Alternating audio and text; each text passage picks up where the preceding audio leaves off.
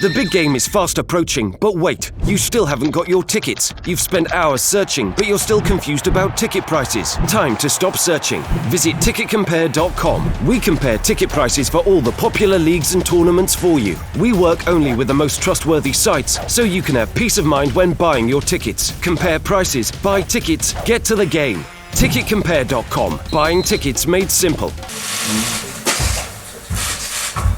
Oh, yeah.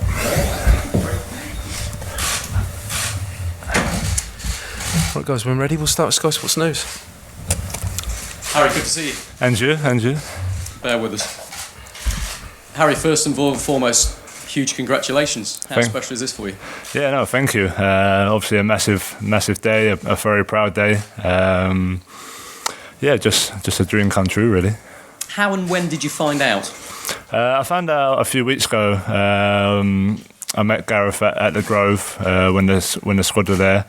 And we was talking for an hour or so, and he basically just said they wanted me to be the captain. So I've had to keep it quiet for a while now. And but no, it's fantastic. As soon as he told me, it just filled up with pride, and obviously went home and told the family, and they got excited as well. So you managed to tell the family, but you had to keep it secret for several weeks. That can't have been easy. Did you tell any of your teammates or anybody? No one. It was literally just the family. It's just the close family. Obviously my fiance, my mum, dad, brother, and that was about it really. So obviously we spoke about when it was going to be announced and stuff. So I had to keep my lips sealed. You've done the job before. You've done it 4 times. What sort of captain will you be though? Have you got a plan? Not really. For me, not much changes. You know, I'm someone who likes to lead by example on and off the pitch, and that's what I'll try and continue to do. We have some young players in the squad who sometimes look up to players like that, and obviously we've got some older players as well who have been there who I can still learn from as well. So it's important that it isn't just me. Although I'm going to be captain, we need other leaders in the team, and I think we've got that. So, yeah, from my point of view, I just carry on doing what I'm doing and act the same. So, from what you're saying there, the captain's role for England is off the pitch as well as on it. What does that mean by being an England captain off the pitch, do you think? I think just leading by example. The stuff you do, recovery stuff, the way you act, the media, everything really. It's all part of the job. So. Just talking to lads if lads need advice. Obviously, I've played for a few years now at quite a high level, so especially lads coming through or their first time in the camp, just being there for them, really. Do you have any concerns at all that it might detract from your main job of scoring goals, that it might add some pressure to you or distract you? No, I don't think so. I think, obviously, since I've had the armband for England, I've scored a few goals, so I'm hoping that continues. So, like I said, for me, obviously, it's a massive thing, and I'm extremely proud to wear the armband. But I still have to go out there and do my job, work hard for the team first and foremost, and then try and score. And so far, it's worked well. Of course, it's the captain who gets to lift a trophy.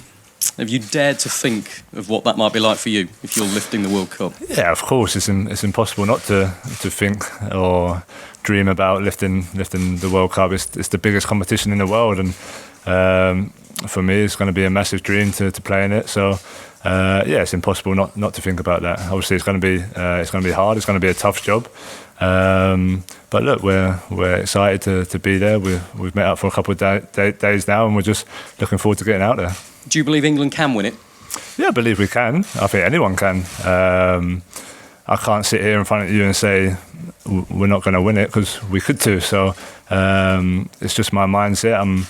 I want to win at everything I do, and I know a lot of players in the team want to win at everything they do. So that's what we're going to try and do. Like I said earlier, it's going to be extremely hard. There's some really, really good teams in the World Cup, but it's worth fighting for. Like I say, them dreams of lifting it, I'm sure we've all had them, and it's an opportunity for us. So we're going to fight and give it everything we got. You know how us lot in the media start hyping things up, and so do the fans, in fairness, when it comes to major tournaments as well. But I wonder whether you think there's actually less expectation on this England team than perhaps there has been in the past, maybe less pressure? Maybe, but I think as soon as we get there, it'll start to ramp back up again. I think, again, it's part of planning a World Cup, the pressure. You're going to have to deal with it. and this is no exception. Although we've got a kind of a younger team, maybe a less experienced team, it's still when we get out there, the fans are going to expect us to win, especially the first couple of group games, and we expect ourselves to win as well. So, but that's part of the experience. That's part of planning a World Cup, is to feel that pressure and see how you cope under it. It is a new group. It's a young squad in terms of caps. Do you think maybe that means that this England group isn't perhaps as scarred by past failures as other England teams might have been?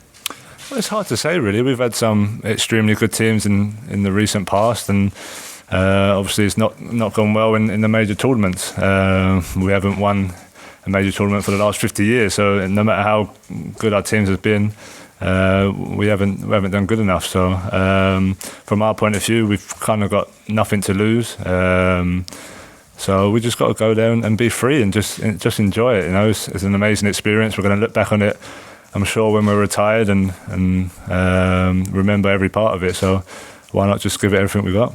You say you think England can win the World Cup, but what would be a measure of success for you? Have you got a minimum requirement?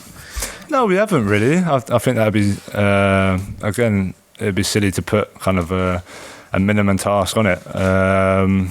We want to win. We want to win everything. That's our mindset, and that's all we can do. Whether or not we do or not, we'll have to wait and see. But we're just excited to get out there, and I think once we get there, we'll assess the situation, assess the first couple of games, and go from there. Last one from me. We saw you out there for the first full training session today, even though the full squad wasn't there. What was the mood like? Do you sense an expectation? Has the fun maybe gone out of it? Is it starting to get serious now? No, we was having fun out there today. There's plenty of smiles. The sun was shining. So, of course, we know we've got a serious job on our hands, but part of that is enjoying it, and part of that is getting that togetherness, and the more we spend time together, the more that will grow. So, yeah, of course, there's certain stuff Gareth's going to want to do, and certain tactics and shapes. But for the most part, training's about working hard and playing with a smile on your face. Harry, David from the BBC, and many congratulations on the captaincy. The issue of fear in England is something that's been talked about a lot. The shirts weighing very heavily on the shoulders of teams over the years. What have you made of that? Is it something that is really felt by England players, and what are you doing to combat that? It's hard to say, really. For me, it's a strange one. I feel like, just the mentality. Maybe we're a bit afraid to say we want to win stuff, because we're afraid of the reaction of maybe the media or the fans. So maybe that's made the players go into a bit of a shell. Whereas what I'm trying to say is, look, we're not afraid to say we want to win it, because every country wants to win it. So we have to be brave. We have to take it on the chin. Whether we go out in the group stage or the semi-final, it's the same. You don't win the World Cup. So that's what we've got to try and discuss as players, is just to have no fear. Just when we talk about it, we want to win it, and we go from there. You were part of the Euro squad that I think many would agree was bitterly disappointing. What, from your experience of that tournament, needs to be done differently with this team that you're captaining in Russia? Yeah, we just need to play better, as simple as that. We don't play well enough against Iceland, and we got punished for it. When you're playing these major tournaments, you can't afford to be at 75%. You need to be 110 every game, and we've looked a lot on kind of recovery side of it, away from on the pitch, how we can keep ourselves fresh. So we're doing everything we can, and but it comes down to producing on the pitch in the big moments. So we've got the players to do that. We just got to wait and see what happens when we're out there. And you mentioned being brave. The manager clearly wants to give youth a chance, and he's shown that with his squad, and he's worked with the under-21s. You say you'd love to win the tournament, you dream of it. Do you really, and you analyse football as well as anybody, really think that this England team is good enough, is young enough, is free of those past scars to genuinely do that? Or do you think it's more an outside chance at this World Cup? I think we can. I think we can win it. I think we're not going to be favourites to win it. We know we're not favourites to win it. But you look at this season, for example. No one would have thought Liverpool probably would have got to the Champions League final, and they did. And you look at maybe Man United when they back in the Ferguson days when they had a young team and dominated the Premier League for years to come. So it's not really an excuse that we're young. It could be a good thing. So I believe we can win it, and that's what we've got to try and do. And anything else is not good enough, really. Just finally from me, do you mind me asking what you made of the FA Cup tweet that was so well publicised involving you? Yeah, I think I spoke about it briefly in the past. It was kind of a silly tweet that went out, but look, I'm well over that now. That was quite a long time ago. So for me, it's brushed under the carpet, and we move on. Any further questions in the live section? Just at the back of the room there, David.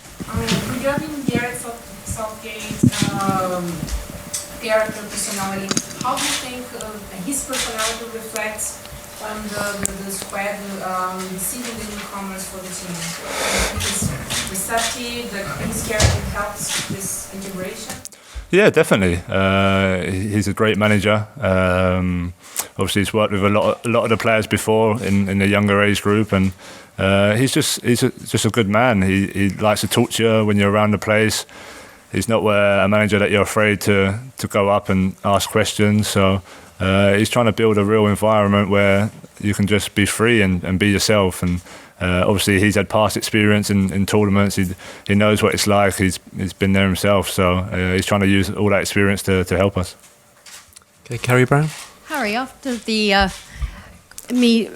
we talked quite a lot about the fact that you went to claim a goal, have you ever questioned yourself after that and your hunger for goals? Because going into a World Cup, I know Gareth Southgate says that's the last thing he'd want you to do.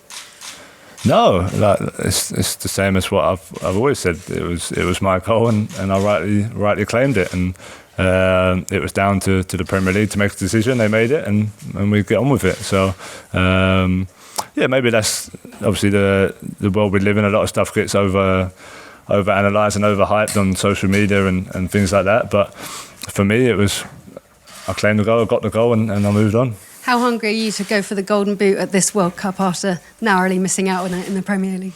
No, of course it'd be amazing. It's not my only goal. Obviously it'd be great because it'd mean we'd probably get quite far in the competition. So for me it's about the team first and foremost, winning as many games as possible. And if I'm the one to score and get the Golden Boot, then it'd be a bonus. After coming so close to getting that Golden Boot and scoring so prolifically, do you feel you can go and achieve anything now on the world stage? Yeah, definitely. I've had great experience, had great Champions League campaign this year as well. Just the experience is building every time I play. So played some top nations for England, and just about taking that form into the summer. I finished the season well. I've done a similar last year when we had a couple of games, Scotland and France, and scored a few there. So I'm hoping it just kind of continues into the summer. And following all that discussion and debate, what did Mauricio Pochettino and Gareth Southgate say to you about your drive, your hunger? Nothing really. I haven't really spoke to Gareth about it. Or the gaffer. We kind of, for me, it was inside Tottenham and inside kind of my family circle. I weren't too bothered about it. Obviously, a lot of noise was going on around me, but I was just focused on what I needed to do. So, I haven't really spoke much about it. So, and I probably won't from now on. A few seasons ago at White Hart Lane, I spoke to you about Dele Alli, who'd just arrived at the club. I think it was only at Christmas time. He'd been there a few months and was having a fantastic season. And Pochettino was putting together a team of players that you thought could go on to replicate the class of '92. Is the same thing happening here with England, Harry? We'll have to wait and see, and we won't really know until we're 10 years down the line, and we'll see if we've won anything. So, but look, we've got a great team. Dele Alli being an amazing player, but again, it all depends on what we do this summer and obviously the years ahead. Okay, Lou from CCTV. Okay, Harry, congratulations first. Question from CCTV. So I'm wondering, so far, have you got any message or any congratulations from your former England captain? And have you asked for any tips how to be an England captain in the World Cup? Because it's a big job for you to deal with all the pressure and how to comfort, how to get connection with the players and the manager.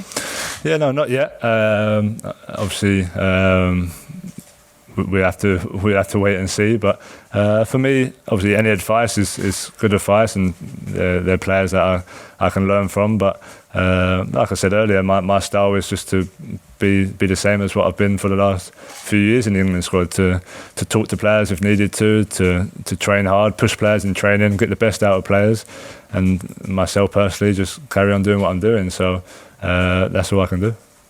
Okay, my second question is about social media, because I found this time, FA and your team is quite open to the media, to the fans. Almost they announced you are the captain from the social media, announced the squad from social media. It's quite interesting phenomenon. I'm wondering, so as a captain, how would you use the social media during the World Cup? How could you use it properly? Because social media always cause attention, also will cause noisy. How could you use your social media? Yeah, I think it's good. I think it's good to kind of give an insight of what we do and how we go through our camps. Obviously, in the past, it's always been speculation of what we get up to and what do we do on our downtime and that. So I think it's just to give the fans and you guys here just a little insight of what kind of goes on. So it's this day that we live in. Social media is so big, so why not join it and interact with the fans and try and get a better connection with the fans. Do you think in the during the World Cup, maybe your manager will suggest to you or your players try to keep away from social media or use it less than the normal? I'm not too sure. It's something that we'll probably have to talk about. I'm sure Gareth will pull us aside if he feels like we need to have that chat. But so far, nothing's really been said. Obviously, everyone's quite sensible on social media. No one's going to be doing stupid stuff, hopefully. So, so far, so good. Thank you. Okay, Paul, before we move into 10:30 embargo section, or do you want this to be in the live? Okay. Right, guys.